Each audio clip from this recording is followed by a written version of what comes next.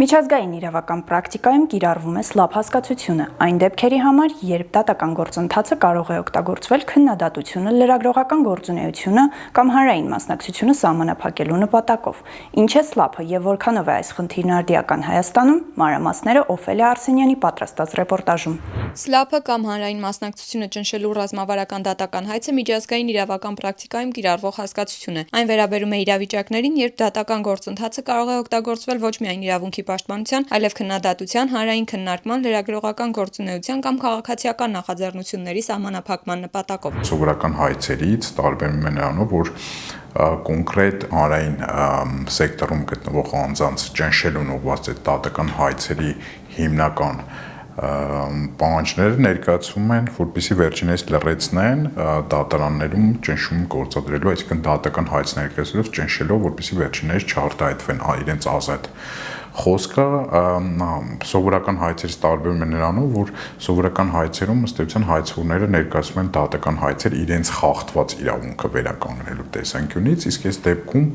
կոնկրետ ուղղված են հենց այդ հանրային մասնակցությունը ճնշելուն։ SLAPP բնույթի գործերի դեպքում կարևոր է ոչ միայն այն, թե ինչ պահանջ է ներկայացվել դատարան, այլև ինչ նպատակով է օգտագործվում դատական գործընթացը։ Հաճախ նման գործերը կարող են արտաքինից նմանվել պատվի արժանապատվության կամ գործարար համբավի պաշտպանության վերաբերյալ սովորական հայցերի, սակայն դրանք ունեն իրենց առանձնահատկությունը։ Եթե դատական հայցը ներկայացվում է բացառապես այն պատճառով, որ քաղաքացին կամ հասարակական կազմակերպությունը բարձրաձայնել է հանրային նշանակության խնդիր, ապա դատարանը պետք է առավել ուշադիր գնահատի, արդյոք դատական գործընթացը չի վերածվում հանրային մասնակցությունը սահմանափակելու գործիքի։ Միևնույն ժամանակ պետք է ընդգծել նաև հակառակ կողմը, հաշվի առնելով նաև այն, որ հանրային շահի առկայությունը անձին չի ազատում պատասխանատվությունից, եթե նա տարածել է ակնհայտ կեղծ կամ սրբարչական տեղեկություններ, հետևաբար յուրաքանչյուր գործի դեպքում անհրաժեշտ է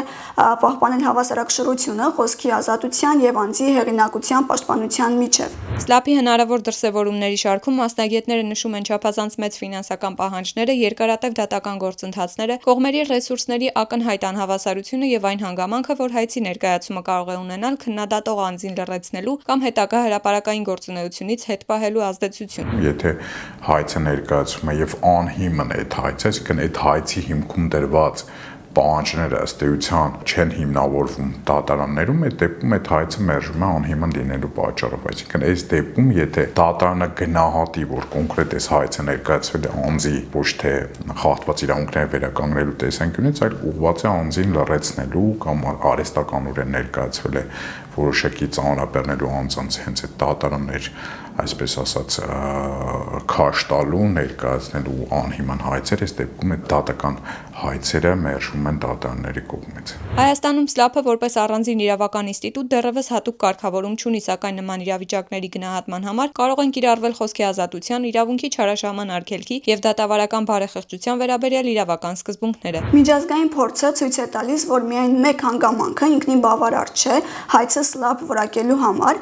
դատարանը պետք է գնահատի բոլոր փաստական հանգամանքները դրանց ամբողջության եւ համակցվածության մեջ։ SLAPP բնույթը բնութագրող առավել տարածված չափանիշներն են, վեճի առնչությունը հանրային նշանակություն ունեցող թեմաներին, ակնհայտ անհամաչափ կամ չափազանց մեծ դրամական պահանջներ ներկայացնելը, նույն անձի դեմ բազմակի կամ հաջորդական հայցերի ներկայացումը, ակնհայտ անհիմն կամ թույլ իրավական հիմքով ներկայացված հայցը, դատական գործընթացի օգտագործումը որպես երկարատև ֆինանսական կամ հոգեբանական ճնշման միջոց, այս բոլոր հանգամանքները կարող են հենց իրենց ամբողջությամբ վկայել SLAPP բնույթի մասին, սակայն ինքնին դրանցից որևէ մեկը չի կարող հիմք հանդիսանալ եզրակացնելու, որ այն SLAPP է։ Յուրաքանչյուր դեպք պահանջում է անհատական գնահատում, պահպանելով նաև հայցվորի դատարան դիմելու իր սահմանադրական իրավունքը։ Նմանատիպ հայցերի խնդիրը հատկապես զգայուն է այն ոլորտներում, որտեղ բարձրաձայնվում են հանրային նշանակության հարցեր, օրինակ շրջակա միջավայրի, հանքարդյունաբերության, համայնքային խնդիրների, պետական կառավարման կամ մարդու իրավունքների վերաբերյալ հրապարակային քննադատությունից հետո կարող են առաջանալ դատական վեճեր։ Եթե այդ քննադատությունները առողջ են, եթե քննադատությունները լինի դա բնապահպանական հանքարդյունանման, չգիտեմ, այլ պրոյեկտների կամ ծրագրերի իրականացման շրջանում, եթե դրանք առողջ քննադատությունները իր մեջ չեն պարունակում սուտ եւ կեղծիք, չեն զրպարտում կամ որևէ ձևով չեն արատավորում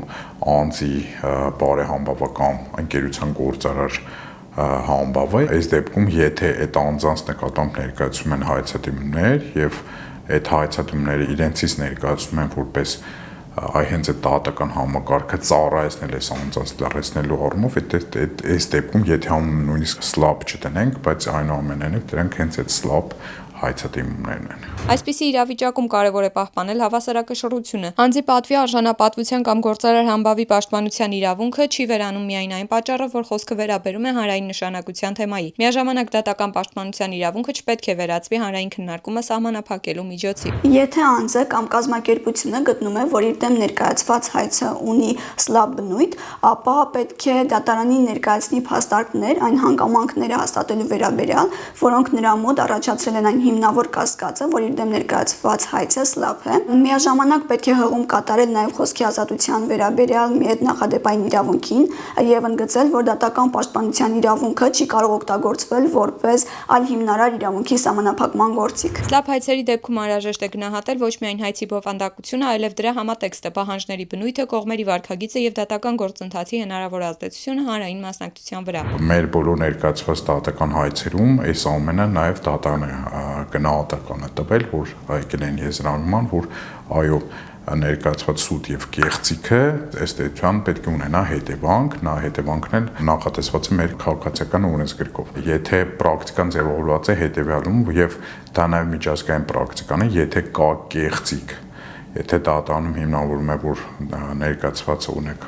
պատվի եւ արժանապատվության շրջանակներում ներկայացված հայցատիմներում, եթե բարձում է, որ տարածվել է կամ արվել են արտահայտություններ, որոնք ըստ էության սեր պարտում են անձին կամ վիրավորում են իր բնույթով կեղծ են եւ սուտ են, առհասարակ դատարանները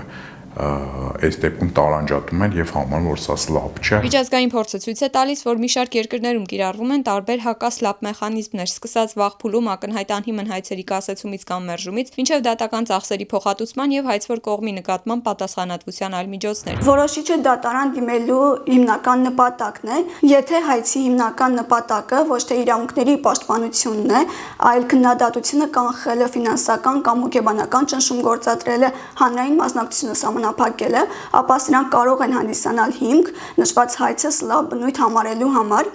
Այս մոտեցումը որդեգրված է Եվրոպայի խորհրդի, ինչպես նաև Եվրոպական միության անտի-SLAP կարգավորումներում։ Միջազգային փորձը ցույց է տալիս, որ միայն դատավարական ընդհանուր մեխանիզմները միշտ չէ, որ բավարար են։ Հենց այդ պատճառով էլ Եվրոպական միությունը եւ Եվրոպայի խորհուրդը վերջին տարիներին խրախուսում են հակա-SLAP գործողությունների ներդրումը։ Հայաստանում հակա-SLAP հատուկ մեխանիզմների ներդրման հարցը շարունակում է մնալ իրավական եւ հանրային քննարկումների առարկա։ Մինչ այդ կարևոր է, որպեսզի դատական գործընթացը կիրառվի իր նպատակին համապատասխան, իրական իրավական վեճերը լուծելու եւ իրավունքները պաշտպանելու համար, այլ ոչ թե լրագրողների, իրավապաշտպանների, քաղաքացիների կամ հասարակական կազմակերպությունների հանրային գործունեությունը սահմանափակելու նպատակով։